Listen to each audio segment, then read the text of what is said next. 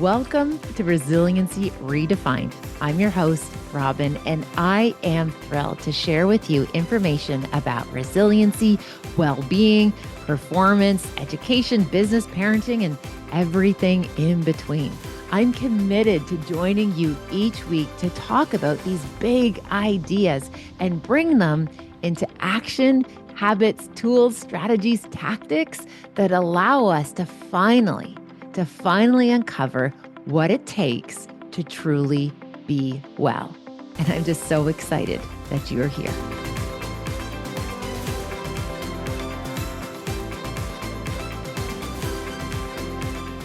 Hello, everyone. Welcome to Resiliency Redefined. I'm your host, Robyne. And it's been a minute for me. I was able to take some time away from the worky work, and I was able to actually record a few episodes to get us set up. And this is me jumping back in after a few weeks of being offline. And I can share with you transitioning back into the worky work after some break away from work. It can be a wee bit challenging. I even noticed that I was feeling a wee bit of procrastinating behavior to record again because I noticed I was out of flow. I was out of my stride of just get into work, do my thing, sign off at the end of the day. And it takes a wee bit of time to transition back into being productive, having that intensity of focusing and showing up and doing that good work. So I thought today it might be useful. And as always, I want to be useful for you to share a tool that I use that has helped me learn to identify some of these procrastination behaviors or perhaps even some protest behavior. So today is all about the 4 archetypes of self-awareness. Now, from my understanding, the archetypes of self-awareness was first introduced by Dr.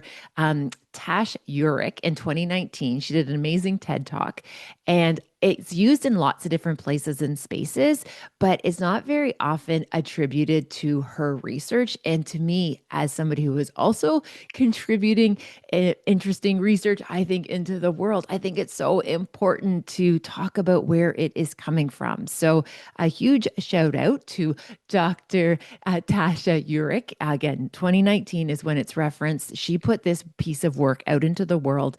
But again, I do just want to hold space. I see this replicated in so many places without giving her acknowledgement.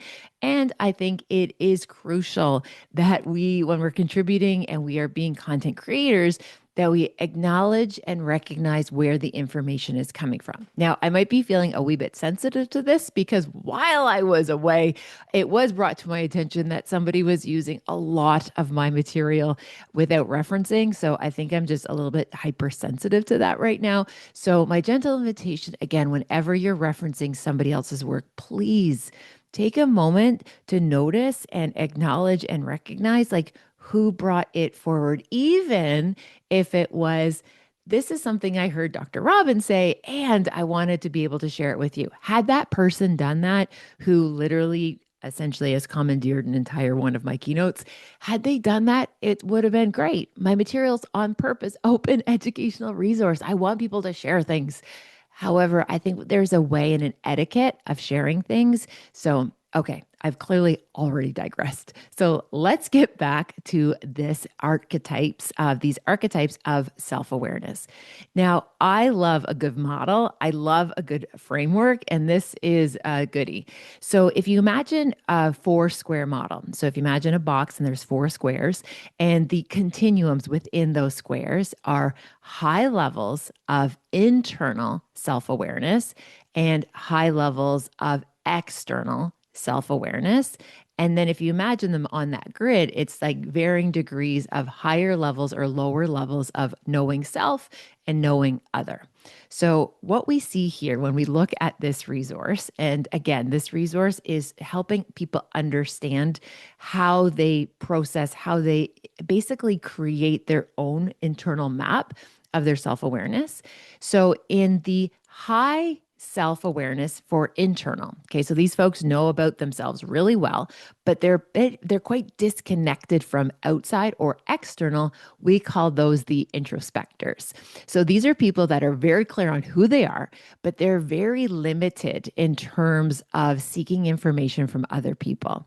So they have quite a few blind spots. They're not open to feedback, and this can very much harm relationships and limit their success in many different life areas.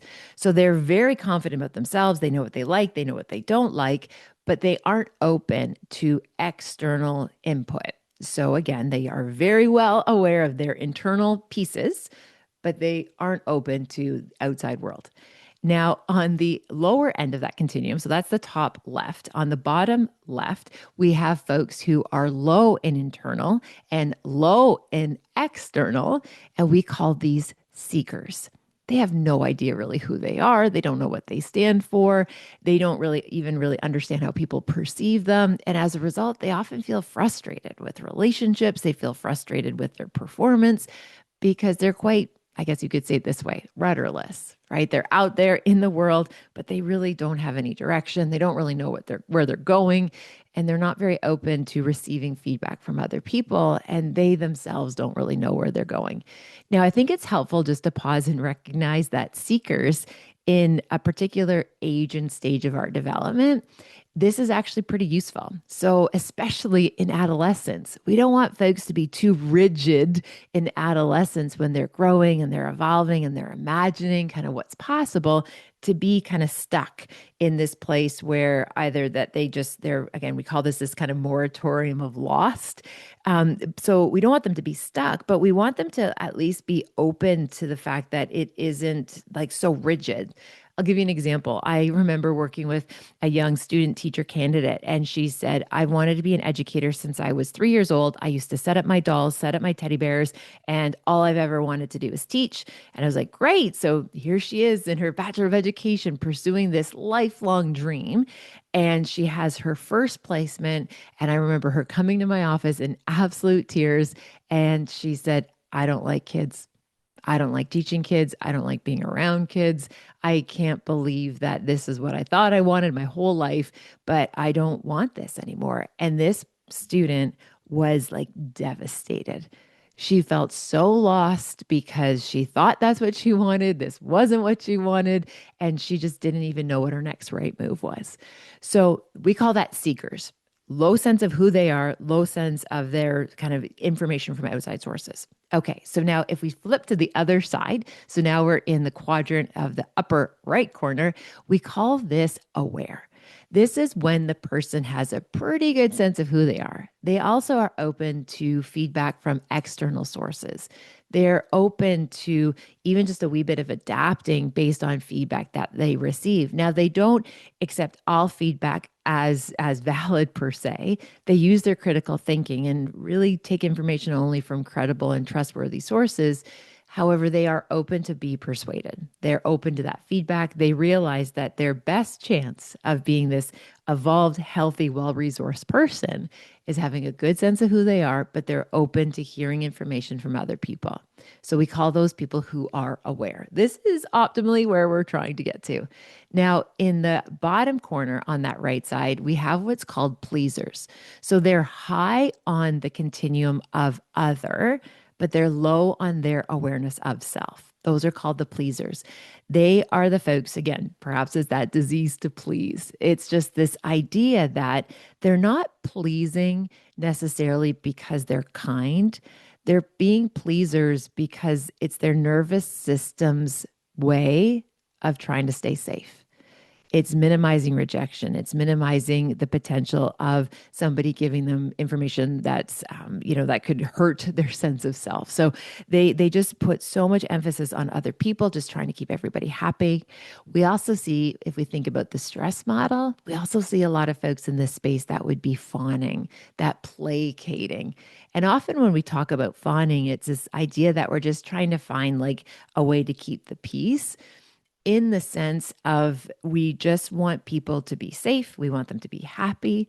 The need for, let's say, for example, if you go away with a group of friends and you need everyone to be having fun, You need everyone to be okay. You want everybody to be having fun. That's often when we start to see that fawning behavior. That is an example of fawning. Okay, so if we think about these four self awareness archetypes, we know that we have the introspectors, high sense of self, low other, seekers, low on both, aware, high on both, and our pleasers, low on self and high on other. Now, what does this have to do with me procrastinating, getting back into my workflow? Well, something that I have learned about myself is because I think of my ADHD, that it's easier for me to just keep going. I mean that. So if I'm busy with a lot of work, it's easier for me just to keep going versus stopping and then trying to find the motivation, the energy, the focus, the drive to start back up again. It's so much easier for me just to stay busy than to be busy, stop, relaxed, have some recovery time, and then get back into it. I don't transition very well. And I shared that actually on an earlier episode. So when I noticed that there was a wee bit of protest behavior, maybe just a little bit of procrastination, instead of getting myself in a tizzy, slowing down just to acknowledge, hey, you know what? I don't necessarily transition super well. Now, I can bounce quickly from different things back and forth, but when I've abruptly changed the pace, so when I've gone from the do, hustle, achieve, perform, a lot of time in rest and recovery and disconnecting, it takes me a bit longer to get back on track. And there's nothing wrong with it, especially when you start to realize this is just how I show up in the world. So, again, something that I would have done before, I would have gotten really mad at myself. I would have been like maybe just a wee bit critical, but like, oh my gosh, you always do this, Robyne. Instead, Instead, simply notice, right, I need a little bit of longer runways to get myself back into momentum and just being patient with myself. And that has come from that place of awareness. I've also been open to having other people let me know, hey, don't try to dive right back in 2 feet full steam right away. Give yourself just a wee bit of time because otherwise you tend to get really overwhelmed and you don't even know where to start. So I've been open to receive that feedback from my team. Now, my gentle invitation when we think about these archetypes of self awareness is that every one of us, we're still going to have blind spots. So even if we are aware and we're taking information from secondary sources, we're still going to have blind spots. And that's why it's so important to have our trusted inner circle where they're able to help us. They're able to fill in some of those missing spots. They're able to connect some dots for us. But my other gentle invitation on this, when we start to build these relationships where we are open to feedback for people to help us stay in alignment, be able to do the good work, there is a time and place for this to be communicated. So, on our last episode with the sleep, I talked about not wanting to have really big emotional conversations right before bed. We know that just creates a lot of stress responding. So, when we think about this idea of having our trusted allies to help us with those blind spots, we want to make sure that we're setting them up for success because if we aren't in the right environment or what we call the right headspace, when someone tries to give us feedback or advice, it actually can feel really argumentative. We can get very argumentative. We can feel very threatened. I know, for example, for the longest time when people would give me feedback, my defense mechanisms were so strong that if you tried to give me feedback, I would just decide very quickly that I didn't like you anymore. Like I literally just decided you're not my people. I would just shut right down. However, instead of getting mad at myself for being somebody who wasn't committed to being a lifelong learner, as I've evolved, as I'm learning, as I'm getting more resourced, I've learned that defense mechanism was a shield to protect me because I had been exposed to feedback, especially in a work environment that wasn't constructive. It was just mean. It was just like personal attacks. So, because of that experience, I started to think that I'm just not very good at feedback. However, when you take some time to unpack it, you realize, no, I just actually didn't I wasn't given the opportunity to like learn how to use feedback because in my experience, it actually been really hurtful and even harmful. So once we kind of make peace with some of parts of our story, in that case, when I now receive feedback, my initial response might be of fear to be like, oh, I don't like you. But then I can kind of slide the ego aside, make it my amigo, and say, no, no, let's hear what this person has to say. And then decide whether or not I want to accept that feedback. Just because someone gives you feedback doesn't mean you have to take it. It means they're sharing their opinion, and that's perhaps their right to do it, but you also have a right to say no thank you, or take that back, reflect on it, noodle it around, and then decide no, that's actually not really the case. For us to be able to practice, though, those skills, critical awareness, being able to practice critical thinking, being open to feedback, the reality is we have to be well resourced in terms of things like our sleep. This idea of just being well rested, grounded, present, all of this really matters. Because if we are on autopilot, first of all, we're likely missing a lot of things.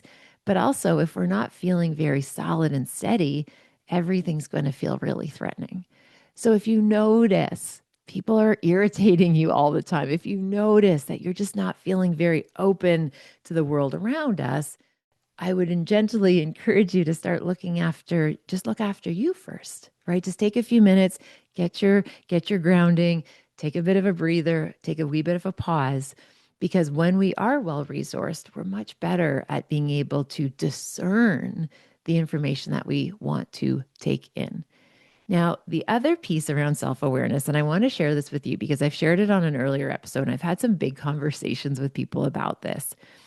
If in our practice of self awareness, first of all, just interesting piece of research, they were interviewed a whole whack of people around self awareness, and they asked how many people are actually self aware. Like, would you report yourself as being somebody who is very self aware? And like 90% of people said yes, they are aware, they have good internal and external systems.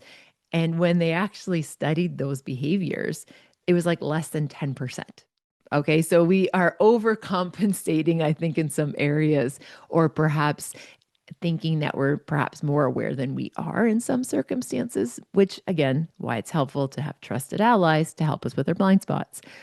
But what was interesting in this piece is that when people are able to identify their weaknesses, their edges, their growth points, and if you're able to, for example, tell me, okay, Robyne, these are 5 areas. If I say, what are 5 things that you need to fix or work on in your personal life, professional life, and you can like list them very quickly. And I ask you, and by the way, most people can. If I say, what are areas you have to improve? Most people can tell me quite quickly what they have to work on. And if I say, what are your 5 strengths, personally and professionally? What are your 5 strengths? Sometimes people struggle. People struggle with that list of even naming 1 or 2 of their strengths. So if you only are noticing your faults or your growth areas, then I don't think you're self aware, because self awareness is seeing the big picture. It's recognizing our super skills and our gifts and our talents and our ability to navigate all of these things. And if we only look at what's wrong and don't acknowledge how far we've come or what's right, I think we're doing ourselves a pretty significant disservice. So, on that note, I encourage you to spend some time thinking about not just areas that you need to improve, thinking about things that are going right, things that are going well, things that are heading in the right direction. Now, you might not be where you want to be in every life area, but again, my gentle invitation is to get excited about the parts of you and your life and how you're showing up that are going really well. Now, as just a wee bit of a digression as well, it was quite fascinating. I had a chance to go to a concert recently. I was with the kiddos, And I was so excited to go see Post Malone. And he came to Toronto. I've been looking forward to this since, oh, for the longest time. I love old school Post Malone music. And I got there. And again, the opening act was Jelly Roll. So a country singer, Jelly Roll. And I was, I knew a couple of his songs, knew a wee bit about his story. Thought, oh, this could be good. Oh my goodness. Jelly Roll took us to church. Like he was brilliant. He was talented. He is so skilled. His showmanship, his like, oh, such an entertainer. And there was even moments where he was actually having a hard time singing some of his songs because he was smiling so hard through it because he was having so much fun. And when I was reflecting on how much I enjoyed listening to him perform and being part of 45,000 people singing along to some of his songs, one of the takeaways the next morning when I was unpacking it for myself was I was so excited to see somebody else in love with their life. Like it is evident that he is in love with his life. And I'm somebody who loves my life dearly. I fall in love with my kids almost each and every day in different ways. I love that this is how I get to make a livelihood. And again, there's parts obviously that are hard and they're tricky. And again, especially when you've experienced grief, you carry that with you. And knowing that you can still love your life, even with some of the bumps and bruises you've picked up along the way, and some of the trauma, some of the loss, you can still have moments where there's so many parts of your life that you're in love with. Like to me, that's so critical.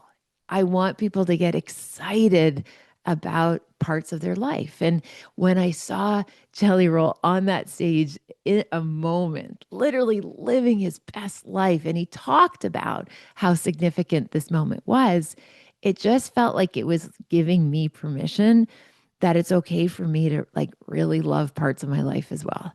And so often, I think what happens is because we see that there's so many people that are struggling and so many people that are hurting, we try to stay kind of quiet in the sense of we don't want people to know like our life is going really well because their life might be in a season of struggle. So we want to like kind of tone down our enthusiasm. We might want to tone down the light and the energy that we're experiencing because we don't want anyone to feel bad. We don't want anyone else to feel kind of displaced or think that you're bragging or that you aren't humble. However, I think we're silently doing this massive disservice because when you see other people doing okay, I think it does offer a message of hope that, especially if you're in a difficult season, there's comebacks. That sometimes those setbacks are actually a set up for a big, bright future that you maybe didn't even know was possible. So, the reason I want to share this and how this connects with this idea about self awareness is I notice I feel a tension. I feel a tension about not wanting to like rock the boat for anybody else or come across as not being appreciative or not being humble and having a tendency of wanting to kind of stay quiet about these things. However, seeing someone succeed, seeing someone happy and genuinely in love with his family, genuinely in love with his profession, his opportunity to serve, my gosh, it was this beautiful reminder for me that we don't need to dim our lights. And my dear friend, Dr. James Rouse, talks about this idea that we're allowed to show up under the influence of love, to show up under the influence of joy, of love, of just this opportunity to serve and to appreciate the things that are working out well. Because I think that invites more of the good. I truly believe that when we appreciate the little things, we realize they're not that little after all, and it welcomes in even bigger, brighter blessings.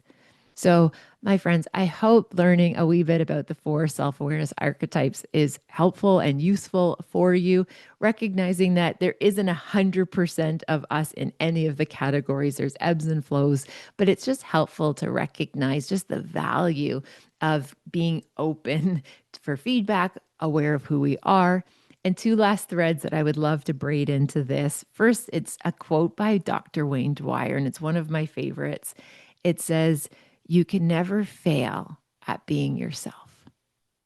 So if you've noticed you've kind of stumbled and you notice that you're just not really getting your good traction, my gentle invitation is lean into your favorite self. Doesn't have to be your wisest self, your best self, your most professional self. When are you having fun in your own life, in your own body, in your own skin? What's happening? What are you doing? Who is around you?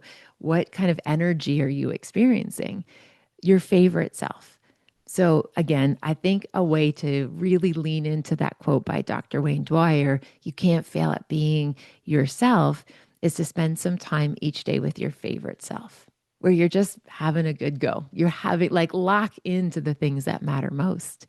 And the other thread there that I wanted to weave into this is when we are in a position of giving or receiving feedback, there's two other little points here.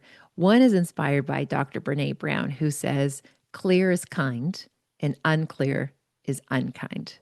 I'll say that again because it's important. Clear is kind, unclear is unkind. So when we're giving feedback, I think it's important to just be direct.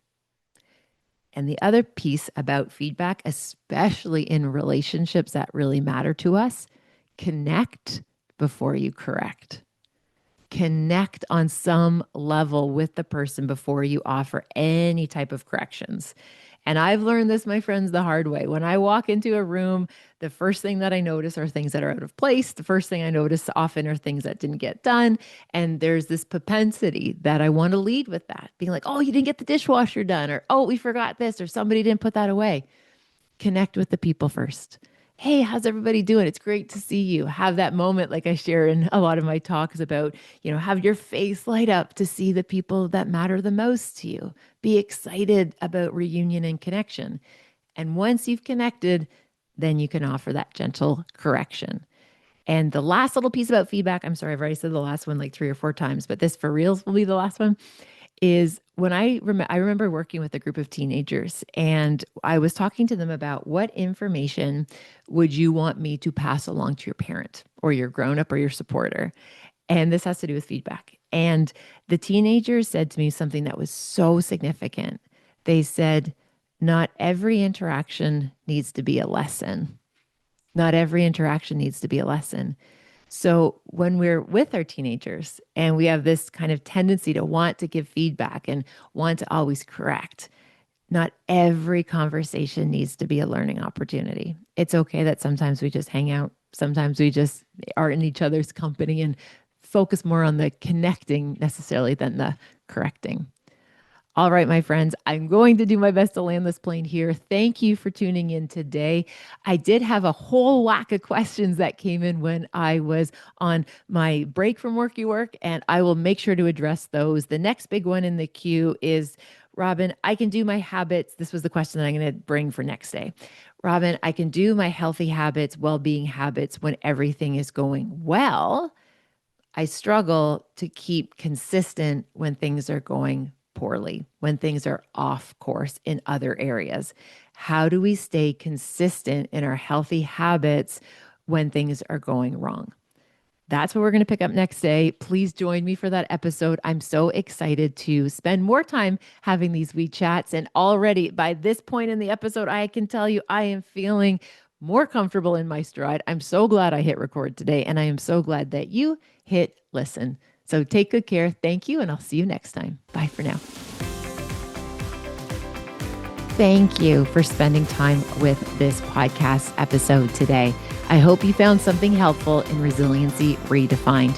Please feel free to share it with somebody who you might think could benefit. Maybe there was something useful, something in particular that you think you could pay forward. Also, if you have a moment, please feel free to rate and review this podcast wherever you like to listen to your podcast. It means the world to me. And again, thanks for your time. Thank you for your interest. Take good care, and I'll see you next time.